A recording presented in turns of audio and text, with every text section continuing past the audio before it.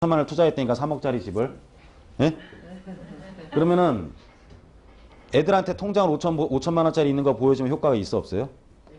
이거는 통장에 있는 돈은 영속성이 없다라고 판단을 해, 애들은. 그래갖고 보여주면 뭐하냐, 엄마가 다 쓸 건데. 예? 그래서 이거는 또 단순히 5천만 원이라고 생각을 해요. 근데 3억짜리 집을 보여주잖아요? 그러면 돈은 5천밖에 안 들어가는데 3억짜리라고 생각을 해, 걔가. 무슨 말인지 이해 가세요? 이건 전세가 껴있다는 생각을 잘 못해. 그리고 이거는 언젠가 지한테 돌아올 거라고 생각을 해요. 네? 누가 효도를 받겠어요? 네? 이게 가성비가 훨씬 뛰어나. 네? 통장 보여줘봤자 아무 효과 없다, 애들한테. 왜냐하면 영속성이 없다라고 생각을 한다. 네? 근데 부동산은 영속성이 있고 3억짜리 집이다 그러면 그걸 3억이라고 생각을 해. 5천 들어가 있는데. 무슨 말인지 이해 가시죠? 그래서 가성비가, 효도받는 가성비도 훨씬 더 좋아요.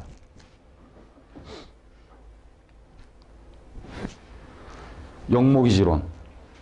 그죠? 주택을 담보로 내가 주택연금을 타. 애들과의 관계가 어떻게 될까요?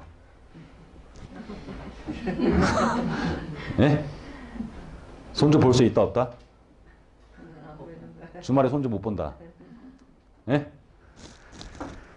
자, 해서 부동산의 가치 상승에 대한 세금은 즉시 부과되지 않고 노동 근로소득에 대한 세금은 즉시 부과돼요. 왜냐하면 가격 막 올랐잖아. 도심에 막 소득은 버는 대로 원래 내야 되는데 가격이 오르더라도 안 내, 돈을. 소득을 안 낸단 말이에요. 세금을 안 내. 그러니까 부자들은 상대적으로 더 많은 축적을 하게 되고 그 담보로 더 많은 자금을 또 유용을 하는 거야. 임대사업자로서 소득도 부과가 안 되고 소득은 부과가 안 되는데 가격은 더 높이 올라가가지고 그걸 담보로 돈을 더 활용할 수가 있는 거지. 그러니까는 돈만 벌 임차인들, 부동산이 없는 사람, 부동산에 있는 사람을 따라갈래? 따라갈 수가 없어. 못 따라가는 사람들의 대표적인 공통적인 생각이 떨어지겠지. 떨어져야 돼. 죽어도 떨어져야 된다. 그래서 난 안 산다. 그러다 계속 갭 차이만 나게 되는 거지. 그죠?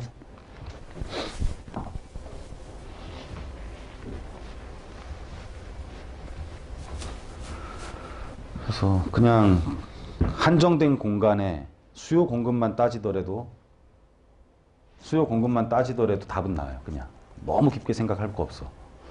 우리가 동경보다 인구 밀도가 거의 한 2배가 넘어가요, 지금. 헥타르당. 네? 그리고 도심은 재개발을 할수록 인구가 줄어. 인구가 줄어요. 우리 지금 1,000만 이하로 떨어졌죠? 네? 서울시가 1,000만 이하로 떨어졌단 말이에요. 왜 지금 회사도 많이 늘어나고 도심에 지금 유동인구가 굉장히 많은데 왜 인구는 줄어들었다고 나올까요? 유동인구가 직접적인 집값과 유동인구가 직접적인 그 선호도를 나타내는 거거든요. 주간의 유동인구가. 내가 일하는 곳에 가까이 살고 싶지 않아요, 대부분? 교통체증이 심하고 유류대가 올라가고 교통비가 올라갈수록 사람은 직장과 근처에 집을 두려고 하는 성향이 점점 더 강해진단 말이에요. 근데 우리가 교통체증 점점 심화되잖아요. 그쵸? 유류대 점점 올라가죠? 그럼 집에 직접 가까이 있으려고 하는 성향이 많아지겠지. 그 유동인구는 결론은 선호도를 나타내는 거란 말이에요. 근데 서울의 인구는 줄어. 왜? 재개발을 할수록 줄어. 재개발을 할수록. 재건축에서 우리가 일반 분양이 늘어나면은 마치 소유권이 늘어나가지고 서울에 집이 많이 늘어나는 것처럼 보이지만 소유권 자체는 늘어나는 것 같지만은 재개발을 할수록 거기에 살고 있는 가구 수는 줄어요. 소유권은 늘어나는 것 같지만 가구 수는 준다니까. 왜냐하면 다가구 주택에 막 10가구 이상씩 사니까. 가구와 소유권은 다른 거잖아요. 그쵸? 예? 한 소유권에 10가구가 사는 거잖아. 예? 다가구는 하나의 소유권. 근데 다가구는 하나의 소유권인데 주인한테 한 채밖에 안 주죠. 철거를 하면 9가구는 쫓겨나는 거야. 쫓겨나는 거. 그죠? 그러면 서울시는 재개발을 할수록 점점점 인구를 주는 구조가 갖고 있지, 지금. 그리고 지금은 또 멸시 속도가 더 높단 말이에요. 왜냐면은 이 법의 문제야. 올해까지 관리처분 인가를 신청하고 인가를 했으면 2년 안에 우리가 보통 이주 철거를 하거든요. 그러면 집이 공급되는 데까지는 시간이 굉장히 많잖아요. 근데 올해까지 관리처분 인가를 신청 안 하면 초과이득 환수에 걸린다라고 하니까는 엄청나게 빠른 속도로 재건축을 내버리는 거야. 한꺼번에 순차적으로 해야 되는데 천천히 가야 되는데 그럼 멸실주택 굉장히 갑자기 많이 늘어나겠죠. 멸실주택이 굉장히 갑자기 많이 늘어나면은 어떻게 되겠어? 집값이 폭등을 할 수밖에 없지. 왜냐면은 없어지는 주택의 사람들의 성향이 서울에 안 살아도 되는 사람, 서울에 못 사는 사람들이면은 크게 영향을 안 받아요, 사실. 예? 멸시되는 주택이 예전처럼 뭐 가락시형, 개포주공, 도곡주공, 영동주공 이런 데들은 재건축의 연한이 가까워질수록 지금 여의도 아파트들도 마찬가지예요. 여의도는 좀 성격이 달라. 이런 데들은 대표적인 소형 아파트들이야. 예? 대표적인 소형 아파트들이 이주를 할 때 이거는 재건축이 가까워지면서 소유자들이 거의 안 살아요. 다 세입자들이 살아. 예? 근데 대표적인 소형 아파트들이 재건축을 할 때는 여기 있는 사람들은 이 아파트 말고는 서울에 집을 못 얻는 사람들이에요. 그리고 이 사람들은 돈이 없기 때문에 그냥 겨우 먹고 사는 거지 뭐 교육에 대한 중요성 막 이런 게 막 없어. 그냥 등 붙이고 자는 거야. 그냥 돈에 맞는 대로 떠나는 사람들이라니까. 이런 거 재건축을 할 때는 오히려 하남, 덕소, 무슨 뭐 이런 뭐 의정부 이런 데들 오히려 경기권이 가격이 올라 버렸어요. 가락시형 이주할 때는 하남 쪽에 가격이 올랐어. 하남 쪽에. 주변에 송파 쪽에는 전혀 영향을 못 미쳤어. 거기 있는 세입자들이 왜냐면 전세가 5천만 원이었으니까. 그때 뭐 전세자금 대출이 막 화랑이 돼 있지도 않았었어요. 근데 지금의 재건축은 완전히 성격이 달라.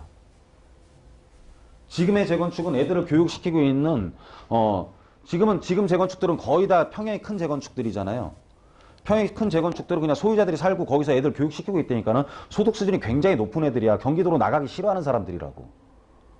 그러면은 집을 철거하면은 어떻게 해서든 서울에 있으려고 할 거 아니에요. 그럼 서울의 집값이 어떻게 되겠어? 응? 이렇게 안에 가다 놓고서 여기를 철거해버리면은 집도 모자라고 얘네들은 수요가 발생을 하고 그러면 얘네들이 있는 대로 높은 집값을 다 올려놓고 집값을 다 올려놓으면 여기서 못 버틴 애들이 결론은 밖으로 나갈 거 아니냐라는 거지. 에? 얘네들이 막 여기서 움직일 거 아니야. 근데 얘네들이 이주할 때 이렇게 막 안 움직였다니까 그냥 밖으로 나가버렸어 얘네들이. 에? 그러니까 이주 수요에 대한 의미가 별로 없었단 말이에요. 근데 지금의 이주 수요는 그런 이주 수요가 아니야. 지금의 이주 수요는 옛날이랑 성격이 완전히 달라요. 뭐 예를 들어 뭐 지금 잠원동 이주하고 뭐 이러면은 서초에 있는 집값을 엄청나게 올려놓고 나서 거기서 못 버티면 겨우 이제 뭐 어디야 이수교차로 쪽으로 가고 흑석뉴타운으로 가고 막 그런단 말이에요. 많이 안 벗어나.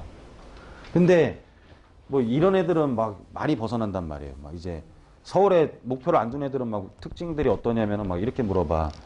뭐 김포로 갈까요? 다산으로 갈까요? 고양시로 갈까요? 지가 목표를 전혀 안 정해. 예? 예. 근데 서초구 사람들은 안 그래. 서초구에 무조건 있다가 내가 진짜 못 버티면 내가 흑석동으로 간다. 이런 거지. 그런 질문 자체가 나오지가 않는단 말이에요. 우리 집 이주하는데 어디가 살아야 되냐. 근데 소득이 굉장히, 앞으로 해서 이렇게 오셔도 돼요.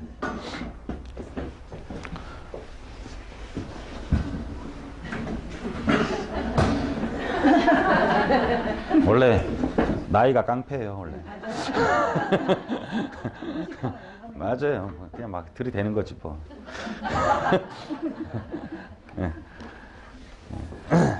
그래서 지금의 이주 수요는 완전히 다르다. 그냥 가격을 충분히 올릴 수 있는 서울에서 계속 머물려고 하는 사람들의 이주이기 때문에 한동안 지금 갑자기 몰아닥친 관리처분 인가로 인한 이주는 서울의 집값을 유지할 것이다라는 거야. 그냥.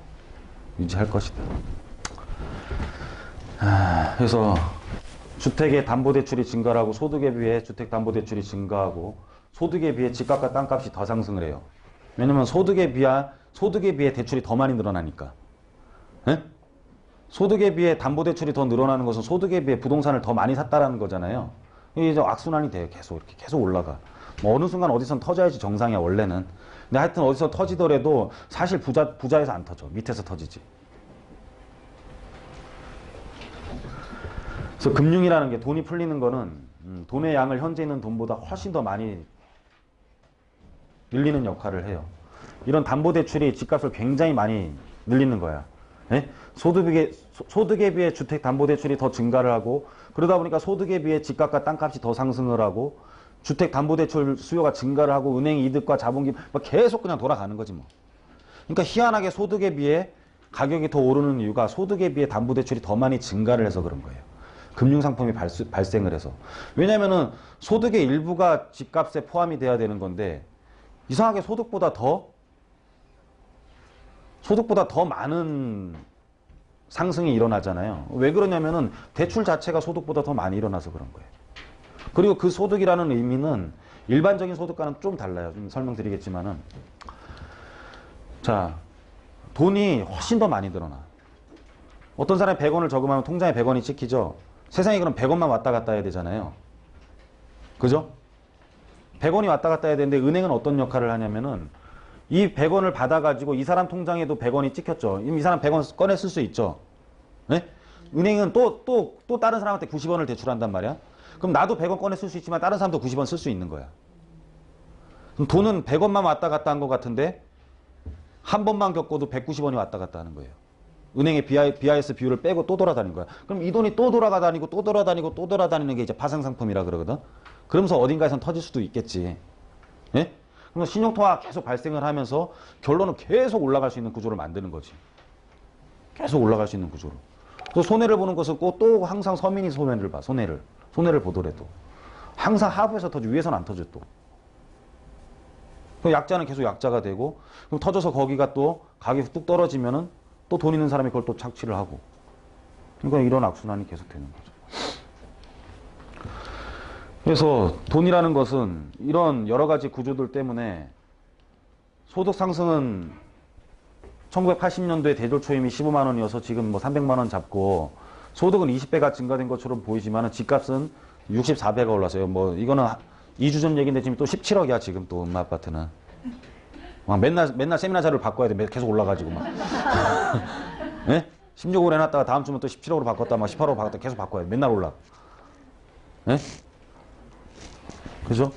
왜 이런 현상이 일어나냐를 아까 설명드리는 거예요. 도심 집중화랑 어떤 자기에 대한 뭐 대출이 일어날수록 서민이 잘 살게 하는 것 같지만 사실은 소유자의 가치를 극대화시키는 거다.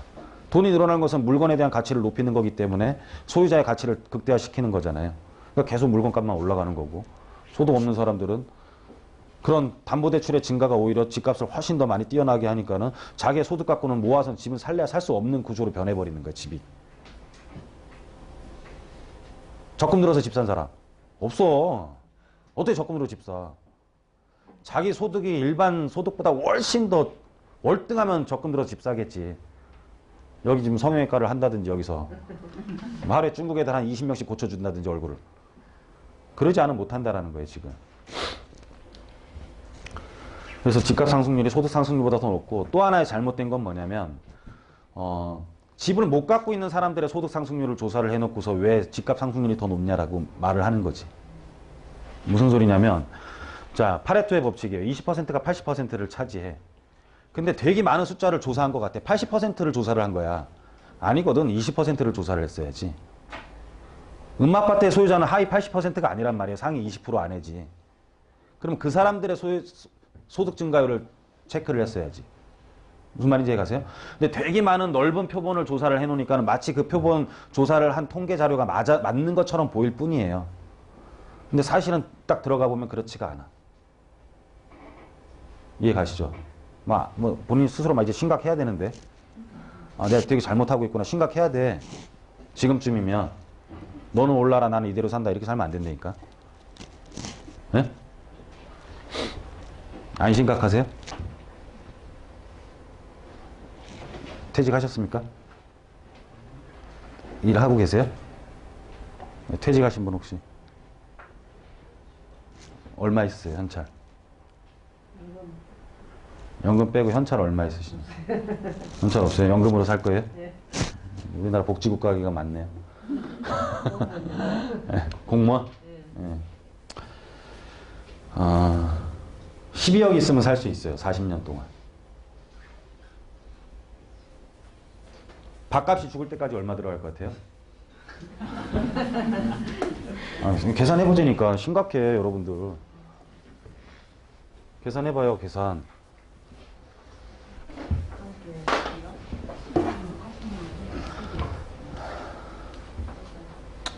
자, 빈과 부가 있고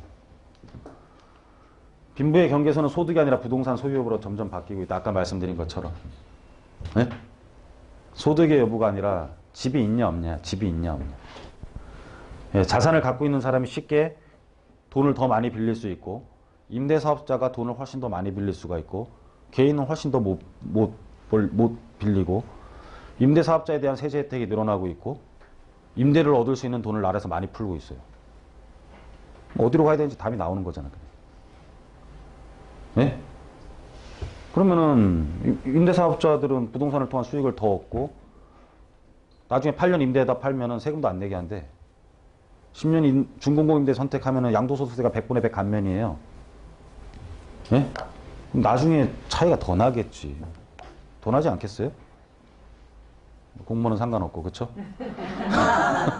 공무원은 그러든가 말든가. 네? 철밥통 일단 찼으니까 그냥. 자, 주택이 야기하는 불평등을 해소하기 위한 방법들로 이제 뭐 여러 가지 나오는데, 예? 이거는 약간 이제 자본주의를 무시하는 정책들이니까 몰라도 돼요. 다 부작용만 일으키고 있어요, 그냥. 예? 뭐 토지의 공적 소유 말이 돼요? 강제 수용, 조세 제도를 개혁을 하고 조세 저항도 많이 일으키고 대출 일부러 안 해주고 그럼 은행은 뭐 어떻게 될 것이며 은행도 그럼 다른 쪽에 대출을 누르면 사업자만 결국은 키우는 거잖아요. 사업자만 결국은 키우게 되는 거고 뭐 공적 개발 확대해갖고 임대 주면은 거기에 사는 사람들은 나중에 어떻게 하라고 도대체. 저는 장기 전세 20년 당첨된 사람들이 저는 제일 불쌍해 보여. 앞으로 미래가 그냥 보여. 20년 장기 전세에 당첨이 됐어요. 과연 그 사람 어떻게 살까요? 준비를 안 해, 사람이 준비를 안 한다니까. 20년 뒤를 준비를 안 해. 어떻게 20년 딱 되는 순간 어떻게 돼, 사람이? 편하잖아, 그냥. 20년 살 집이 생겼으니까. 예? 나중에 나갈 때 되면은 본인이 준비가 안 돼 있다니까요. 그러니까 여러분들 임대하는 사람들도 이 월세를 좀 올려야 돼, 계속. 예? 뭐 착한 척하고 안 올리건 뭐 예? 나는 기독교인이다 막 안 올린다 막 이러지 말고 예? 예, 안 올리면 얘가 나갈 준비가 안 돼 있다니까. 예? 다른 데는 다 올라 있어 갖고 얘가 나갈 준비가 안 돼 있어. 그래갖고 나중에 집 보여달라 그러면은 막 전화도 안 받아. 그 집에 있는데 띵동아 막 불 다 끄고 막 나오지도 않아 이렇게 막. 예? 뭐 주인이 매복을 서야 된다니까. 나올 때까지 세입자 만나려면 안 만나줘요.